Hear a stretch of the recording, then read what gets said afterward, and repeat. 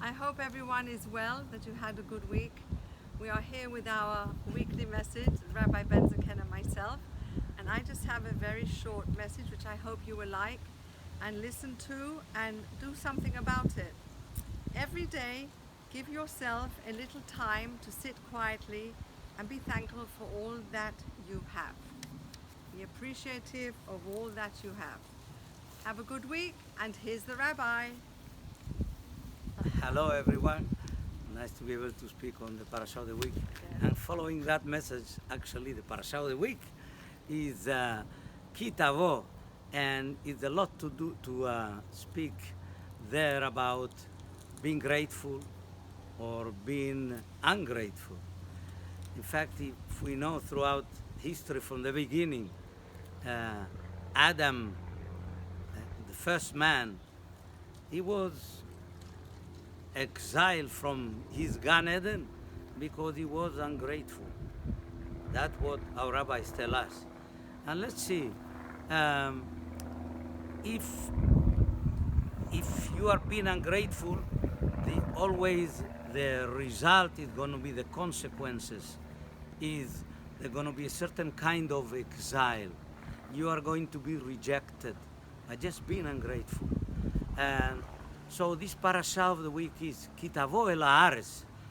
Moshe is telling the children of Israel, you for sure going to come to the land of Israel. And then when you come to the land of Israel, God is going to bless everything that you work for hard, especially in Israel being farmers. That means they were busy with the land and the produce that they would gather. And from that produce, especially from all those 7 species that the land of Israel was famous for, God promised them they are going to have the best when they do the right thing and they listen to the commandment. And the Torah said, Ki Tavo el haaretz, and then you are going to conquer it, you're going to settle, and then you והבאת mit kol peri האדמה, and you're going to be reshit kol peri האדמה. You're going to come and bring from the first fruit of all those species, and you're going to bring it to the Bet HaMikdash, to Jerusalem, and there you are going to bring it in a basket and going to offer it up to the Kohen, to the Bet HaMikdash. They're going to put it by the altar. There is an entire ceremony just bringing the first fruit. In fact, you know, the farmer, if he lived very near, he brought the fresh fruit. If he lived very far and it would take days to come to Jerusalem, then he will bring dry fruit. But always the first fruit that you dedicate to God, because the essence of the first fruit is that you are saying thank you to God for whatever that you give me. In fact, it's very the main message of the Bikurim, which is the first fruit. Our rabbis tell us, you know, there is always juxtapositions, or always you have words that are in reference in the Torah that speak about other places away in the same way. For example, the beginning of the creation, the Torah said, Bereshit bara Elohim, because in the beginning, God created the entire universe, everything, that the beautiful thing that we see. And then our rabbi said, there are also word Bereshit, like Bereshit kol peri adama. The first fruit are called Reshit. Also, who is called Reshit? Also, the Torah is called Reshit.